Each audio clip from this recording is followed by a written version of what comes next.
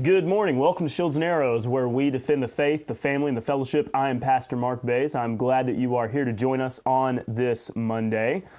And there were a lot of things that happened over the weekend that we're going to talk about. First and foremost, though, I want to talk about the tornadoes that hit Oklahoma, especially the central part of the state.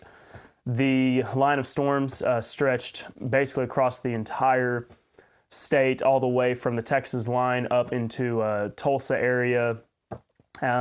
Just absolutely devastating. Right now, there are at least 4 fatalities. I believe there are some more people missing as well. And so we are going to continue to see what comes about. The total amount of damage is just absolutely devastating. The entire town of Sulphur, Oklahoma has just about been leveled, destroyed. Right now, the only fatalities I know of for certain is one 4-month-old, and then there's 3 others that we haven't been given the information on. There's right now a lot of information that we're not sure about as far as how much of it is actually accurate, how much of it is correct. So really not quite sure exactly the entire details. So we'll be paying attention to all of that, what's going on, what we know, what we don't know. So we'll be sure to keep you updated on all those matters as we find out. But it stretched from Holdenville all the way up to Ardmore. I know we're having some internet issues right now. Hopefully it'll come back on here in just a minute. Looks like we're once again dealing with the same old. But right now, it looks like the tornado was at least an EF3 as I'm looking right here and reading the information that's given, at least the one that hit the region of Marietta. Then there were others all the way up to Stillwater. There was at least, right now what we're seeing, at least 27 different tornadoes that hit Oklahoma. We also had a fatality in Iowa. Really devastating. And it is that time of year. It's that time of year in which you are going to have these severe storms. You are going to be dealing with the chances of weather getting bad. And if you don't live in the regions of Tornado Alley, Midwestern areas, the truth is tornadoes are not near as deadly as what they once were. And I think that just goes to attribute to the advancements that we have made as far as shelters are concerned, technology is concerned. I remember let's see here, tornado. In 1950, there was an F5 tornado that hit Antlers, Oklahoma, which I grew up just a little ways away from Antlers. And there were 8 deaths recorded in that one. And used to, there was so many more fatalities as well. And so with that, it's amazing to me that there were 27 different tornadoes, and Oklahoma is way more populated than what it once was. That's another thing that we need to think about. You do have to think about those that are going to claim climate change and, these tornadoes are happening because Mother Earth is angry with us because we use fossil fuels. All that's very silly. The truth is, tornadoes have always been very prevalent. They've always been very common in Oklahoma. And Oklahoma is a much more populated state than it once was. As I mentioned just a moment before, there are simply more people living in Oklahoma. There's more people that live in Texas, Kansas, Missouri, Arkansas, and then obviously if you go back to the east, it seems like lately most of the tornadoes have been to the east. Oklahoma has not been hit hard in a few years, and there's more people that live there. And the fact that there's a higher population of people and our fatalities are lower, it does show you that we are making advancements, but you can never not be diligent enough. I will say that you don't need to just believe the radar. And I kind of, I'll admit, I really just trusted the radar and didn't worry too much about where we are. Now, the truth is, in the area that I live, we do have Lake Texoma nearby, which does break up a lot of the storms. And lakes seem to do that. If you're by a lake, a lot of times, for whatever reason, they'll cause storms to split. And most of the storms for us do come up out of the southwest. And with that, you do need to pay careful attention. You need to do your due diligence, and it's that time of year, so we have to be careful. I think just once again, this goes to show us sometimes humanity will get humbled, and we like to think that we have all this technology and we can do all these amazing things, and to a degree that is true, but we still have to deal with the forces of nature, and it doesn't matter how advanced that we get in our technology, we will continue to always have to face the challenges that there are some things beyond our control, beyond our capability. So we definitely want to be praying for those families, especially, the tragedy of that baby that was killed. Don't know the details of where were the parents. Are the parents okay? There's a lot of information right now that we don't know. It seems like right now there's just a lot of course, this is probably true with all things. Anytime something happens and the word gets out, there's a lot of information we were given early on that didn't necessarily sound right, or wasn't necessarily right. We were told, well, this person was killed. Well, no, they're not. This person's in critical condition. No, they're not. And with that, keep all this in mind. So much of it is needing to be taken with a grain of salt as far as what we know, what we don't know. But if you do live in that area, be sure to let people know how you're doing, if you're okay. Whenever I was in high school, we were on the way to a baseball trip, and we had to actually stop and stay in kind of a fast food area, kind of 3 different fast foods all in one building. And we were in the bathroom, and we were told, oh, the Walmart down the street's gone. Well, the Walmart down the street wasn't gone, but it did hit the town over Tushka, Oklahoma really hard. So just do your due diligence. Take care. These are the conditions, the weather patterns that produces really bad storms.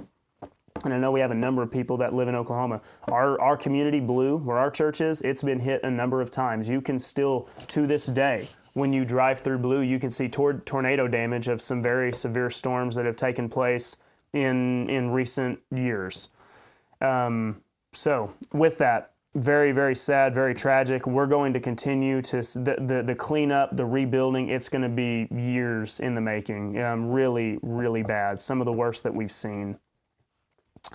And let me say, this does bring to mind, we have it very, very good in today's time. These are really tornadoes, hurricanes, earthquakes.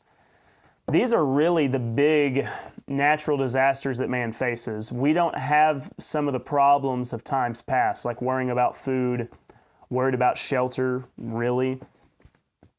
For the most part, we all have a roof over our head. There is a sense in which, as you have more luxury in this life, as things get easier, as you don't have to work for everything, work for your food, work to build your home, everything comes so easy. We do have all the extra time on hand to get caught up in all the silliness that if we were more focused on surviving and our civilization wasn't so flourishing, if our food supply wasn't so abundant, maybe we wouldn't be worried about trying to trans kids or worried about murdering our children because we needed more children. There was once upon a time that you had the family farm and you needed kids to work that farm so you would have a bunch of kids. So with that, sometimes it does remind us that there are forces beyond our control, and there are bigger issues to worry about than all of the silly DEI, social justice things that want to be pushed. Every now and then, reality will come by and smack you across the face. And unfortunately, it may happen to us again, not in terms of a natural disaster, but just evil people. We have wanted to whistle past the graveyard and allow so many military-age males from other countries with not good intentions across our border, and we're going to act like everything is going to be okay, when in reality, we may just have a cold glass of water thrown in our face. So we need to be diligent. We need to be prepared at all times because tragedy, disaster can strike at any given moment. It is weird. Yeah, Chuck says there's never been a tornado in Weatherford. Doesn't Weatherford have a lake nearby? If you can live near a lake, they really do seem to break it up. There just are some towns that don't get hit as hard. If you live in places where there is some more elevation, not quite leveled off and flat, like up on a shelf. Antlers kind of sits up on a shelf. Antlers is not a town with a whole lot of elevation change. Rattan, where I grew up, it sits in a valley, and it's been hit a few times. The church got hit, but the church kind of sits on the upward edge of the valley as opposed to down in the bottom. So the topography, the geography around you does have a role to play in all of that, absolutely. Okay, something I do want to mention really quickly. I do apologize. I do not have the Sunday sermon up yet. That was because here lately, my phone service, I think it's partly because of all the foliage that's out. 5G is just not running as well. I haven't been able to live stream our sermons because of that, so I've been recording them. It is recorded. I have it on the actual storage device. I'm looking at it right now. All I've got to do is get it uploaded. I'll do that today. So I do apologize for that, but we closed out our Defining the Words of Scripture series. I thought it was good. I hope the church enjoyed it. I hope that they got a lot out of it. It gave some really good foundational pieces for us to move forward, to understand whenever we come across certain words, those words have meaning. They have context. Depending upon what particular word we're talking about, such as church or gospel or even saved, it could have different meanings depending on who you're talking about, what the message was, what the matters concerning the message surrounding all of those details. And Christianity as a whole has not done a good job of looking at the context of words. They will see a word, gospel, kingdom, saved, doesn't matter, and they will just attribute that word to their own preconceived notions. And as a matter of fact, I want to show you, well, I'll leave it as a little bit of a teaser. I'll post the sermon, and then you can watch it later, and then I'll maybe show it to you. Also, another update. This week, Tuesday through Thursday, live streams will be iffy. I will not be able to go on at my same time. The way it all worked out, I have a bunch of kids, okay? There are certain preachers whose kids are already grown, not to name any names, but it's a color, I guess. Or maybe it's all the colors, the last name. And whenever you have kids that are grown, you don't got to worry about taking kids to the doctor all the time. But I've got a baby that's got to go to the doctor tomorrow in the morning.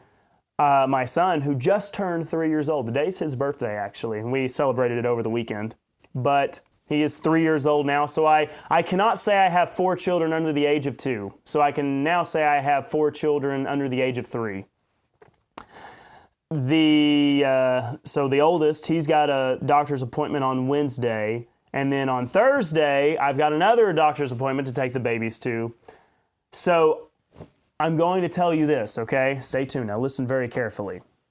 I am going to try to still make some videos for you. The format will probably not be live streamed. Now, there is the chance I could try to do a afternoon type live stream. I may, maybe for like Thursday, I could do like an afternoon show. I may try to do something special for you because I do feel bad. I don't want to leave you out, those of you who do watch and want to watch live and follow our ministry. With that, I do want to give you a tease. I have been hinting that we've been working on some things. Today, because of you supporting my ministry, giving me the ability to get a little bit of extra help, I'm going to be going to the church after this. The second I get done here, this is at my house, so we do our live stream at the house for right now. Eventually we'll move it to the church. But I'm going to be going to the church, and I'm going to be working on a project. And hopefully you'll be able to see the fruits of that project by the end of the week. So, hint, hint, stay tuned. There's going to be something coming. I'm excited about it. And I hope you are too. So while you will be losing a little bit of content maybe this week, I'm also working on providing some new content for you. And I hope that you are excited about that. I hope you're looking forward to that. Next Sunday, I will also be gone. My wife and I will be taking a little trip for our anniversary.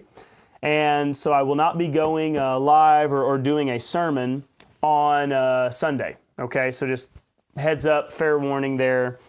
But we'll be back to our normal scheduled broadcasting next week, and everything should be back to normal as possible with a guy who has, 4 kids under the age of 3. All right, so as we go here, I do appreciate you all being there with me, hanging in there with me. With today, it looks like, once again, having some issues. I don't know, it's really foggy out today. Who knows? Elon Musk, I need you to come through. I need you to help me out here. Throw me a bone.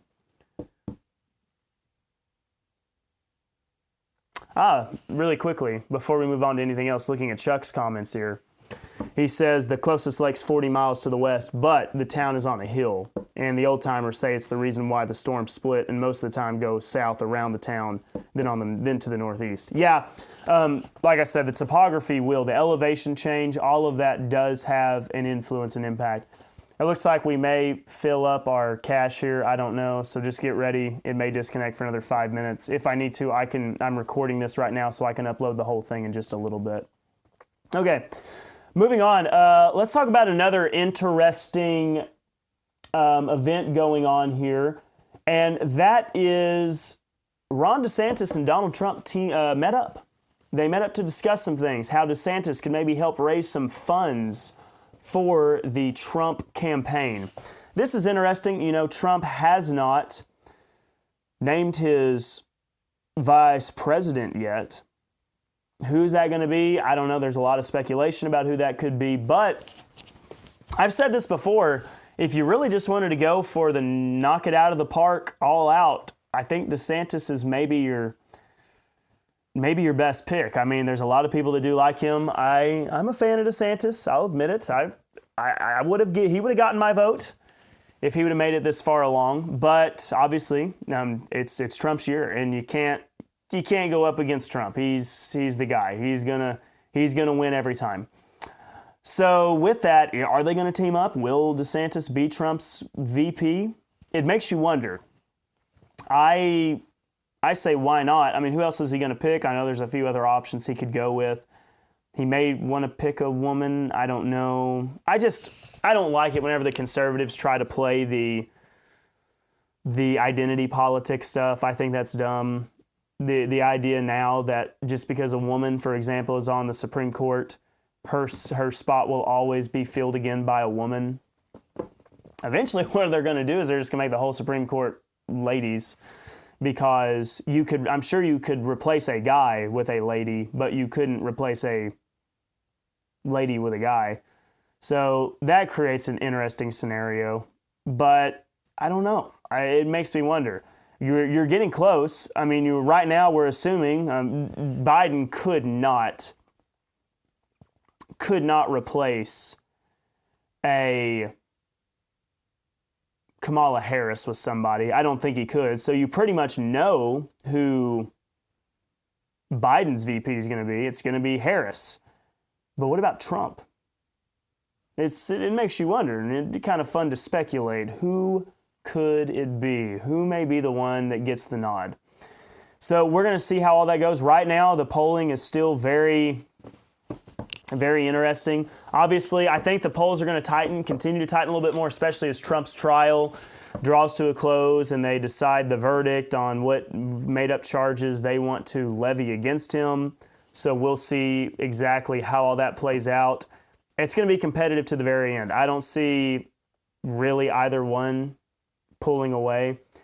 And I think we're going to see whether or not polls are accurate this year. I think it's going to be a race that we're going to come down to the wire. I do not think that it's going to be one of those issues or one of those scenarios that it's going to be very obvious that Trump's going to win, or very obvious that Biden's going to win. I think it's going to come down to the wire, and I don't know. For the sake of the country, I really hope that what we don't have is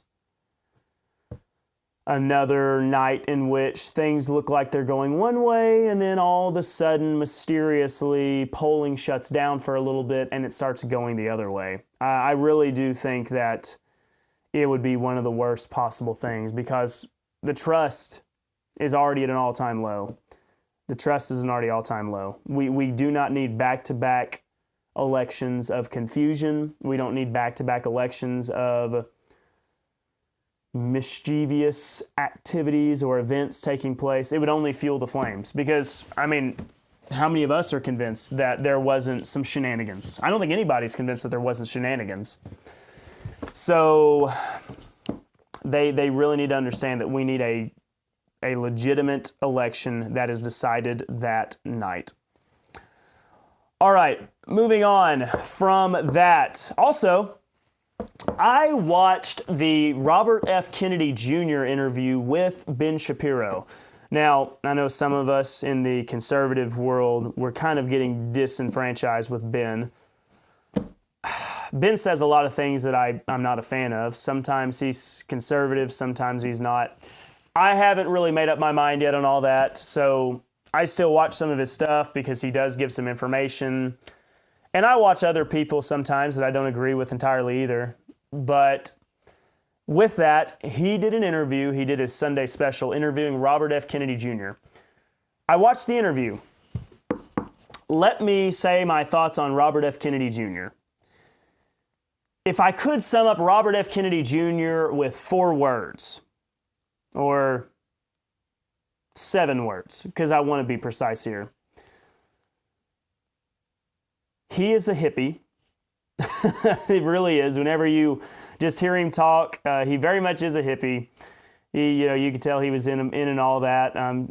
He's all about the environment, and he's all about the clean soil, they're poisoning us, man, which I'm going to say with that, so there's my first 4 words. He is a hippie with some good points.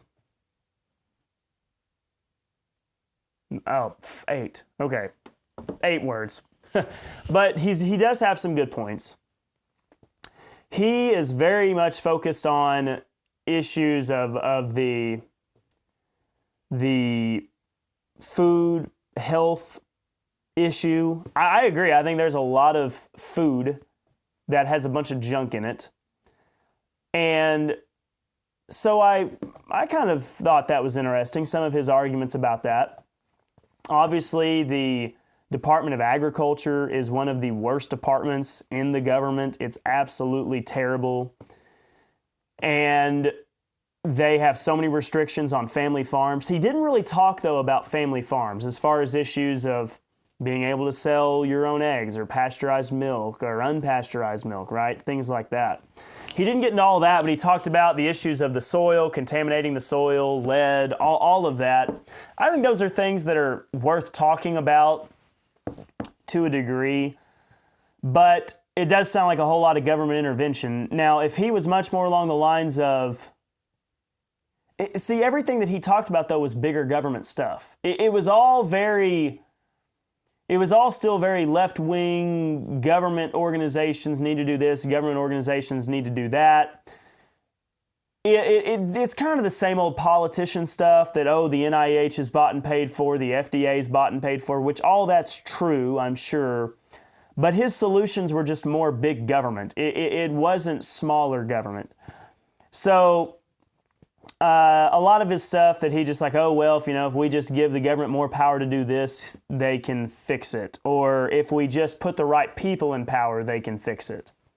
He talked about draining the swamp. He said, well, Trump didn't do it, and I can drain the swamp. Well, I'm not convinced. I feel like the people that he's going to put in there are going to have their own agenda. Once again, it's more big government stuff. Nothing that I heard Robert F. Kennedy Jr. say was anything about limiting government power.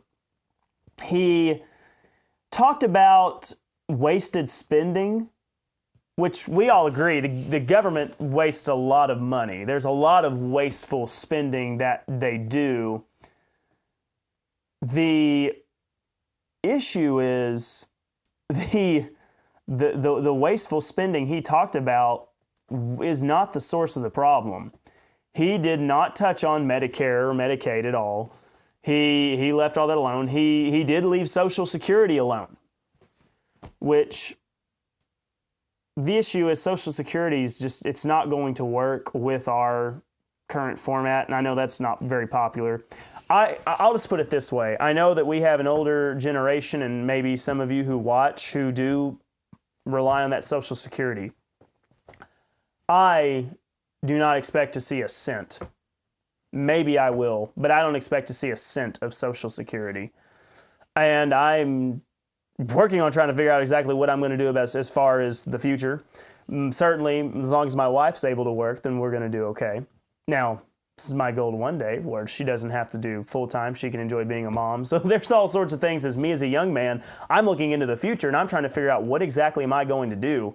There's a lot of government benefits and entitlements that are just not very sustainable, and they're going to have to be reassessed, and we're going to have to fix it. Robert F. Kennedy Jr. addressed none of that. His whole point was, well, we can get people off of Medicare and Medicaid by making them healthier, by promoting healthier foods. That's just not going to work. It's really not. Government program, eating healthy, Michelle Obama, all about rah, rah, rah, take the fried chicken out of the cafeteria, give them asparagus. All the kids just got fat. They just got fat because the truth is you can't eat your way out of a bad diet, or you can't eat your way out of an unhealthy lifestyle. Let me put it that way. You can eat relatively healthy, but if you're not outside exercising, doing things physically, you're still not going to be in very good health. You're not going to have good blood pressure. You're not going to have good muscle strength. You're not going to have a good metabolism. You've got to match eating well with being healthy. Furthermore, if you have a very active lifestyle, you can have a little bit of a wiggle room on your diet because you're building muscle, burning things off by being active. His entire thing is that basically government can fix all the problems. We don't want that. Government can't fix our problems. What we want is the government to get out of everything. Go away. Go away. Let us do our own thing. Let us fix our own problems. You are doing nothing but causing issues. Another big thing that he was talking about, he talked about slashing the military budget. He said that he argued that we don't need to have as strong of a Navy as we do. He basically, his whole point was we just need to invest in hypersonic missiles and not worry about spending so much money on the military. The military is the one thing I'm okay with spending money on. Now, is there a lot of wasteful money spent in the military? Yes, because there's all these dumb DEI organizations within the military. That's dumb. Get rid of that. Cut that out. But I'm all for that. We need better training for our soldiers. We need to have higher standards because right now, every single year, the physical fitness demands for our soldiers, it gets watered down. And it's getting harder and harder to find people that can even pass our very basic requirements. Our military is like the one thing that I support having a high budget. We want to be outspending everybody on that. The military is not the reason why we're in debt. The reason why we're in debt is because everybody abuses the Social Security program, and it's way too vast. It needs to be restricted, all the entitlements, all the benefits. It's a serious problem. So he really just didn't point out any actual solutions. He pointed out some problems. I agree. I think that there's a bunch of junk in food that I don't want. I think that the Department of Agriculture needs to be disbanded. We don't need them. He didn't address anything about the ATF. The ATF's a big problem as well. They want to focus on going after everyday people as opposed to, I don't know, the streets of Chicago where there's a ton of illegal crime and drugs and things going on like that. Kennedy is a big, looking at Nancy's comment, he is very much not in favor of the COVID vaccines. That's true.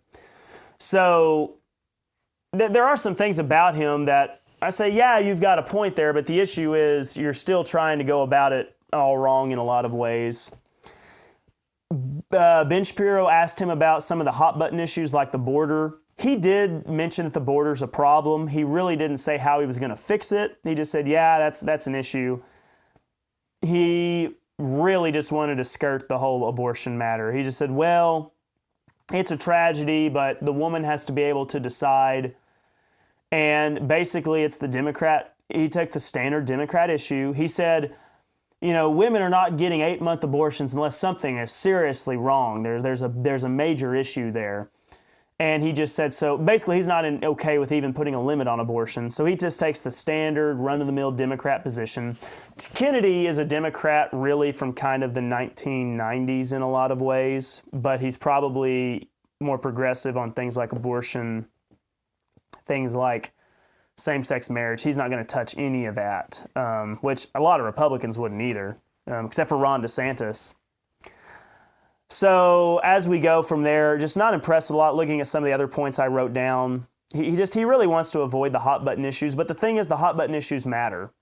Yeah, the issues like the NIH, the FDA, things like that, there are issues there, no doubt about it. There are problems, but these issues like the border, these issues like abortion, transgenderism, it's a big problem. It's a serious matter, and that's why we're discussing it. And he thinks that he can just ignore all that and talk about other things. He's just looking for common ground. We're not. It's too far right now. We cannot put those aside. We're going to have to hash all this out. We're going to have to hash out the issue of abortion. We're going to have to hash. And here's the thing. The answer is let the states take care of the states. I would love for abortion to be banned, but I know that that's not the world we live in. But we can save babies in Oklahoma. We can save babies in Texas. We can save them in Florida and other states. So those are issues that you're going to have to address. You cannot ignore it. So he wants to try to ignore those things and not be controversial. He's trying to appeal to a broad mass, but the fact is those things do matter. Your society, your culture, it depends on how you handle those issues and what we do with that. He really worships JFK. He said, my uncle, my uncle, my uncle, my uncle, again and again. And I know that there's some who really want to compliment him on his handling of the Cuban Missile Crisis by not being overly aggressive, getting America into World War III. I'm not the best historian on John F. Kennedy. I have done a little bit of listening. I've read a little bit about some American history concerning all of that. Really, what I get the gist of, John F. Kennedy, as far as a president, Robert F. Kennedy was saying, well, my uncle, he's got more buildings named after him than any president.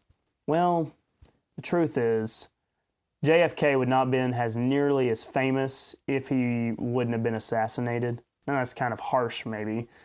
But I think that's true. I think one reason why he's revered, he had a relatively short run as president, correct? I mean, he was not a 2-term president, right? But maybe I'll check it. I'll question my assumptions.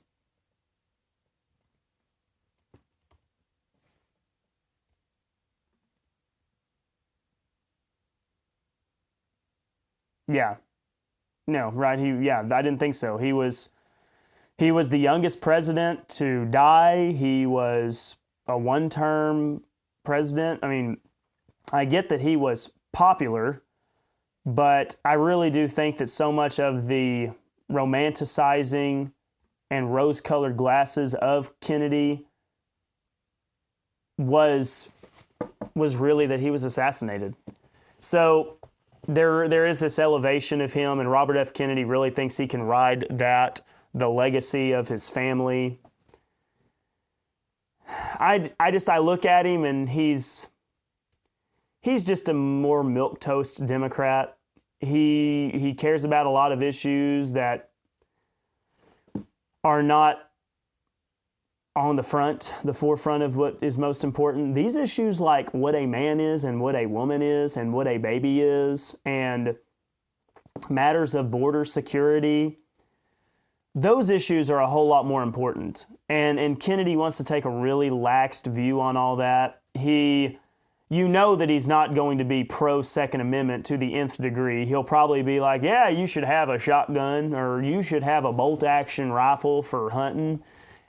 He's not going to have a strong defense of it. So he's just kind of the more of the same, I don't know, Bill Clinton-ish. And there's no reason why any conservative should vote for him. Trump, yeah, he's going to spend a lot of money. If he has a second term, you know he's going to spend a lot of money. That's what presidents do. If Robert F. Kennedy Jr. got in office, he would spend a lot of money as well. So not anything that we need to take a second look at and say, oh, maybe we do need to support Robert F. Kennedy Jr. He is a liberal in the truest sense. He's not a leftist, but he is a liberal, and he's not going to do anything to really help us in what we're trying to accomplish concerning securing the border and protecting the rights of individual states. He's going to be a big government guy all the way through. Government's going to solve all the problems. He's going to probably do so many executive orders. And we don't want that. We want the government to butt out, leave us alone, let us take care of ourselves, let us govern ourselves. All right, now as we move on from here, yeah, Nancy said he never finished his term. Forgive me for that because I still didn't come along for like some, 30 years from all that. Actually, a little over 30 years. My dad wasn't even born yet. My mom wasn't even born yet. All right, now with that, I want to talk about another matter that's pretty important. It's the title of today's show. That pastors, most of them are afraid of doing Q&A. We just finished up going verse by verse through Titus on Sunday morning. You haven't been getting that material, partly because it's so much of a bullet point format in my notes. I probably should have went ahead and tried to make it more like my sermon notes that you can read more of like an article type format. But we went verse by verse through Titus. We did some 15 sessions on Titus, which is a lot of sessions for Titus because it's not a long book. Partly because partly it's 15 sessions. I did an intro, I did a review, a summary. And then also, I only have about 50 minutes for Sunday school. It's not a whole hour, so that cuts into a little bit of my time. But I finished up Titus, and next Sunday I'm going to be gone. So I just decided, I'm going to give my Sunday school class the heads up. We're going to do Q&A, question and answers. For that whole time that we're in class, you ask me questions. It can be anything. I'll take it, and I'll give you my answer. And that is something that a lot of pastors do not do. They don't ever take the time to do it. There's a couple of reasons for that. And I think the biggest one is they don't really have a whole lot of opinions on things. And that really is the truth. If you talk to most pastors, and these are pastors of full-time pastors of big churches. I mean, I'm as full-time as much as I can be with my obligations as a father and some of the other things I do to try to make a living. I feel like this is for the church. What I'm doing here, this is helping my ministry, and what I can do to help my ministry helps the church. But you'll talk to a lot of full-time pastors. They will not have a position on eschatology. Now, my mentor, Dr. White, he has a little bit more mercy on younger pastors, probably than I do. And younger pastors, I don't know, they're less than 10 years, I suppose. And he says, such pastors, younger pastors, don't necessarily need to have a view on eschatology because it does take a lot of study, and it does. I would like to think that I'm not the run-of-the-mill younger pastor. I'm going to turn 29 this year, so I'm getting to be an older man, a mature, maybe even a touch of gray before too long. These kids, my goodness gracious, they may cause me to have a touch of bald before too long. But granted, there is a case to be made and an argument to be made that younger pastors should not be expected to have a view on eschatology. But there are pastors that pastor full-time, large churches, and they don't have any view on it. They don't have a view on the tribulation. They don't have a view on the rapture. They don't have a view on the kingdom. And because they don't have a strong view on those things, they do not even have a really any kind of basis to answer questions. They do not want to take questions. And that's because every Sunday sermon is just a spoon-fed, self-help type sermon. It's not doctrinal. It's all, here's a verse, and now let me talk to you about how to be brave, or how to be kind, or how to have better friendships. I don't know. That's the standard run-of-the-mill stuff. So the truth is they just don't commit the time to studying the Bible to even have an opinion on this. So they're not comfortable with doing Q&A because they just don't have the knowledge to do Q&A. They haven't spent the time to read the Old Testament. They don't have positions on matters of the Abrahamic covenant or dispensational changes, matters of the garden, the dispensation of innocence, the dispensation of conscience. They haven't given any thought to those things. They haven't really analyzed the ministry of Jesus that well. So if they say, well, why did Jesus say this? They have no idea that Jesus is talking about kingdom matters or tribulation matters. So they're not going to feel comfortable with giving a definite answer. Also, they don't know their Bibles. And to do Q&A, you've got to know your Bible. Now, I'll be the first to tell you, I am not an expert on the Bible. I have a lot to improve on, but I can relatively, and you've hopefully seen me on Q&As, Theology Thursday, when I've hosted Ask the Theologian, whenever I take some of your questions during the course of this show. Hopefully I've demonstrated that I do have some Bible knowledge, and if you ask me a question, I can find Scripture. Maybe I can find it, I remember it off the top of my head, but I can search it, I can find it. That takes some years of study. See, so much about prepping as a pastor, it's tough early on. And it's not easy no matter what, but as you accumulate knowledge, as you study more and more, each sermon builds upon your knowledge, each Bible study builds upon your knowledge, and you really start to build looking at my flashing on-air sign again. Today's been a rough day. I appreciate those of you who have taken the time to endure with me. Very frustrating. I'll upload the whole thing later to where you can see it. But as you study, you really do compile your knowledge on top of itself, and it helps you. And so whenever I do Q&A and I take Bible questions, I am able to pull up Scripture. And it really shows my class, my congregation, hopefully you, that this person has committed time to studying the Bible. They have actually done the work. They have done the prep to where they can give you at least the reason why they believe something. For example, I believe that we are not the saints. I believe the saints were first century Jewish believers. Now, you may not agree with that, but at the very least, I can articulate to you, I can explain to you why I hold that view, why it is that I don't believe we're the saints. And so you can hear me. You can hear me give my position on the matter. You can hear me give my logic and my argument for this. So with that, the truth is most pastors don't do Q&A because they just don't have that biblical baseline of knowledge. You have to have some knowledge to do so, and they have not approached their ministry, they have not approached preaching, they have not approached teaching from the perspective of being a Bible student. They've really approached it from being more an evangelist, more of being an encourager, more of being a mentor or a counselor.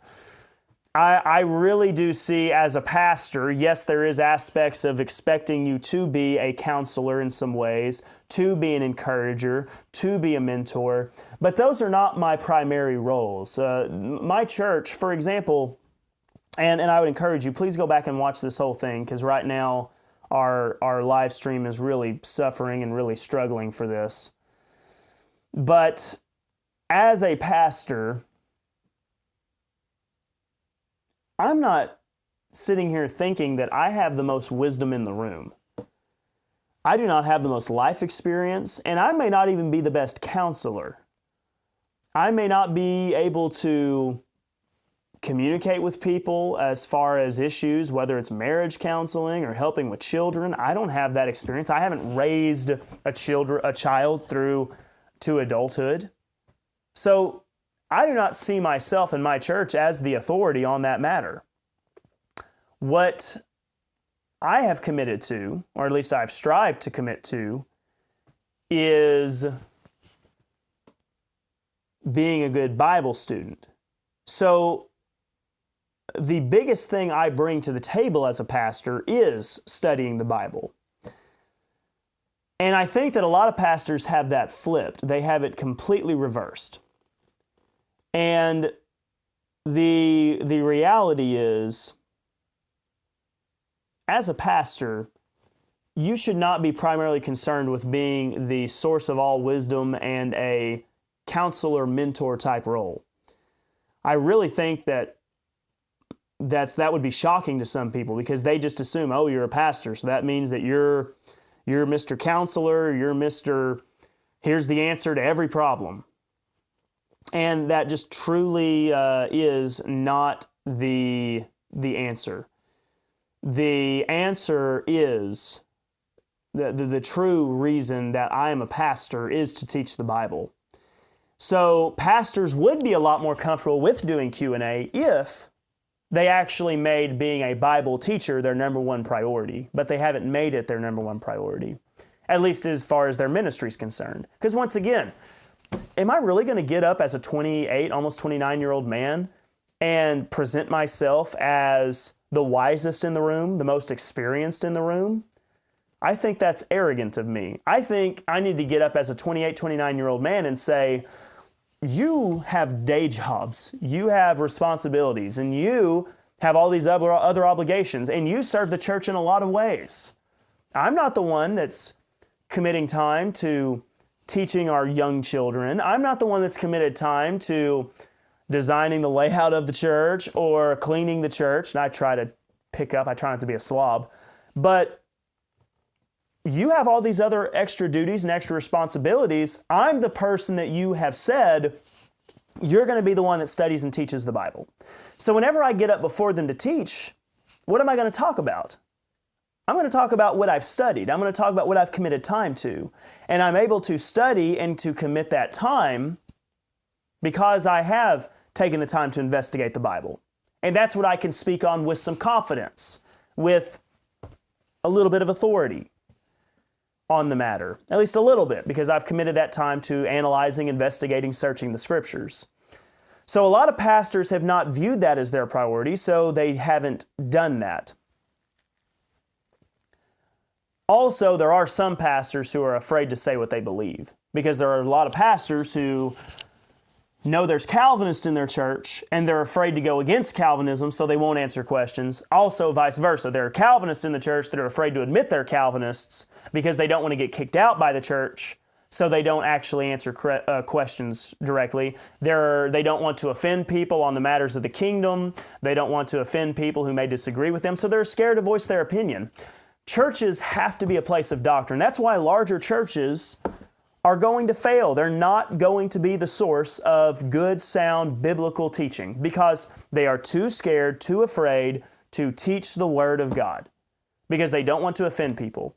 They are going to give the milquetoast baseline Bible teaching in the most least offensive way possible, and that pastor cannot do Q&A because if he starts trying to answer Bible questions, he's going to make people mad. He's going to upset people, and he doesn't want to offend people because his primary objective, his primary responsibility is not to teach doctrine.